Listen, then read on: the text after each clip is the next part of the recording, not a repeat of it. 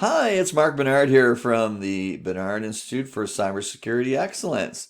Cybersecurity knows no bounds. So, I want to welcome some of you back, and if you're new, I'd like to welcome you as well. Please check out my channels. You'll find that there's many videos. I'm planning on recording over 100 videos touching on different specific areas of the cybersecurity program, and there's many things to consider. If you see my mind map that I've published on the internet, you know that there's a number of different topics that we need to talk about and discuss in order for you to have a cybersecurity program that's going to work properly. Okay, I have many years of experience in this area. And of course, you can check me out on LinkedIn, see my profile there, as well as my company profile. And you can also check out Facebook. I have a company profile. We're on Twitter, YouTube, and of course my website as well. Today we're going to talk about a very important topic. So if you're dealing with privacy, especially if you're dealing with GDPR or data protection or PIPEDA or PIPA or FOIPA or any of those different types of data protection, the California Consumer Protection Act, if you're dealing with any of those, one of the simplest, most effective solutions that you can take to deal with this approach is to implement a classification schema with some standards. Now, the security standards I'm not going to talk about today, but I do talk about them when I talk about information handling practices. So you might want to tune into that video once I publish that. Pardon me. But today we will talk about the classification schema and give you insights into what a classification schema looks like. Okay? So without further ado, classification schema. Okay, so this classification schema has 4 tiers. You can have 3 tiers, you can have 2 tiers, you can have 1 tier. Okay, it doesn't really matter how many tiers you have, but what does matter is the culture of your organization, whether you're in government or whether you're in the commercial sector. What is it that your organization, your culture would accept? So classification is obviously a big step. And a lot of people think of it as, wow, this is so big, like we can't do it. Well, you can do it. It's pretty easy, actually. So you'll be surprised at how well it can work. And my experiences with employees and the culture shift or the digital transformation side of this is that employees appreciate this kind of guidance. This is part of the one process, the only one process you need to teach front office staff and employees about, and that's information handling.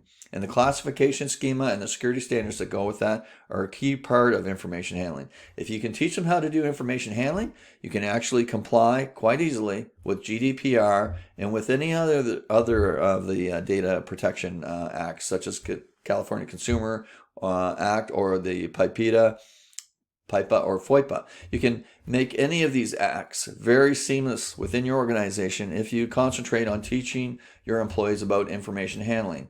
And again, a key part of that is classification. So this classification schema has 4 tiers. Okay, so there's public, operational, confidential, and restricted. So let me explain these a little bit. Okay, the public information is the stuff that we publish. That's if we release it to the public on the internet, on our website, or maybe through communications, there's not any expected impact, no negative impact. Okay. So it's free. It's like marketing material is a good example.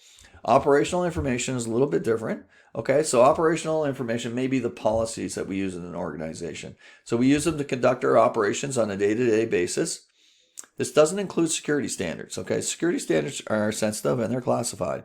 But operational information is something that we might share with a third party. So if we're going through an IPO process, or if we're looking for new investors or new strategic partners, or we're doing due diligence with another organization, they may ask you for some types of information. Some information is highly classified and you don't want to release it, but some other types of information, such as the policies around cybersecurity or around your organization, you might freely share it. So this is operational information. Confidential information, everything is generally labeled as confidential. If you do not have a classification schema already implemented, chances are your legal team, whether it's an in-house general counsel or external counsel, they've already gone ahead and they've started to include this kind of verbiage within your agreements. So things are confidential. So generally, we pick up the same kind of approach when we implement an information classification schema. We say, if it's not labeled, it's confidential. Okay, so and there are owners assigned to the information, of course, in a formal cybersecurity program. So they would release the information, or they would declassify it or classify it at a higher level, and that would include different types of security standards. So, for instance, the type of security standards that I'll talk about in the information handling practice include, for instance, with the public, there would almost be no security standards. You may protect the document, the integrity, but you may not protect access to it. So there would be no need for encryption, for instance. Operational information, you may encrypt, you may not encrypt. Okay, so it depends, but it might require some authorization by the owner in order to make sure that it's being shared with the right people. Okay, confidential and restricted information, you're probably going to have it encrypted. There's going to be some kind of encryption used. The encryption is going to be based on the information life cycle. For instance, if you store it in a database, it has to be encrypted, and this is where this goes hand in hand with GDPR and the Consumer Protection Act and PIPEDA. So if it's stored, it may be encrypted. In some systems, more sophisticated systems, we also encrypt it while it's being processed. And of course, any type of telecommunication transmission, if you're using SSL or TLS, or you're using some kind of a VPN tunnel, of course, you have layers of encryption and protection around the transit of that data. Confidential data could include your security standards, which basically defines how your security architecture has been defined. This is the type of thing that you don't want to have disclosed, because in the wrong hands, somebody would basically know all your vulnerabilities by reverse engineering your configurations of your devices. Okay. Restricted information is going to be the type of thing that the executives and the board work on mostly. You could classify private information as restricted, but you have to remember that it's going to have a lot of controls around it. So do you want to go through the process of having to grant controls? And if you do, you might use something like a group profile. You might use role-based access control to simplify that process so that you can quickly assign people to access, or you can remove it quickly. And so you have to decide where you're going to put the private information, how you're going to classify that. Will it be treated as confidential information or restricted? And so there's another layer of control that goes into restricted, but restricted and confidential are very similar. Okay. Now let's talk about public information. So public information, it's classified as public. It's been approved for release to the public, hence it's called public. It may have a label on it that says it's public. It may not. There's an owner that's been assigned, and they make the decision ultimately whether or not it should be released to the public or not. Okay? Information focuses on the protection of the integrity of the information. So again, if there's contents, if it's a report, if it's a board report, and you're a publicly traded organization, you may have to publish it. And in that case, you want to protect the content. So you want to make sure that people can't tamper with it or change it or hack your website and then change the board report to say something else. Okay. Some examples at the bottom here, you can see. Okay, job postings, vacancies, marketing material, shareholder reports, news articles, or industry reporting. Okay. Operational information. Any information that's classified as operational is used to conduct the daily operations, as I had mentioned before. Okay, any loss of the availability of this information will not negatively impact the organization. Okay, because we can still run operations without this information. Okay, so it's not going to be that big of a problem.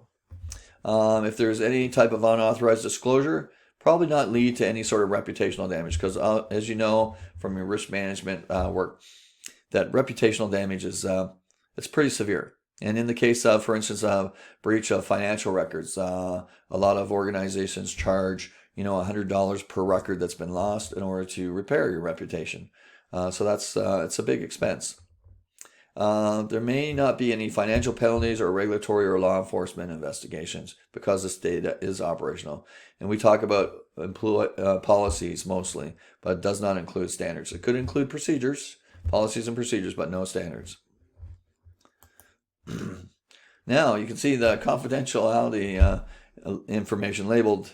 Any information labeled as confidential has a lot of other verbiage around it. Okay, so it's not accessible to the public. It's not accessible from the operational side. This information is used to conduct business transaction by the organization's management team. A designated manager holds responsibility as custodian or owner, so they make decisions around that information. So if it is private information, they may be also classified as a data protection officer, for instance. Okay, any loss of availability will have a negative impact, definitely. So when there's a breach of security and it involves personal information, it's a big, serious matter, right? So you want to be careful with it. The organization's reputation, customers, shareholders, and the board of directors will be involved more than likely. And a lot of times in this day and age, when we have a breach of security involves personal information, it's almost guaranteed that the CEO will be fired. The CEO is supposed to have complete control of the organization. So the CEO and you should have a good relationship, because as a cybersecurity leader in your organization, you're going to help protect his job or her job. So that's a very important point. Probably something you don't discuss with them. Any unauthorized disclosure could lead to financial penalties. Definitely. It also could lead to regulatory or law enforcement investigations, which the organization doesn't like, because when a regulatory agency comes in and audits you, they may find other things wrong with what you're doing. And that could be a big problem, right? And it could go on for many years, because some regulatory agencies don't just come in and visit for a year or one audit. Sometimes they stick around for a while. So that can be a problem. And I think that's what the GDPR organization plans on doing, is if you have a breach of personal information, they're going to stick around for a while. Information defined as personally identifiable information can be protected as confidential classified information. As I mentioned before, the organization, without a classification schema, all this information may be classified as confidential. So I mentioned that before too. So anything that doesn't have a label on it, you may have a clause in your information classification policy that says, if it's not labeled, treat it as confidential. Okay.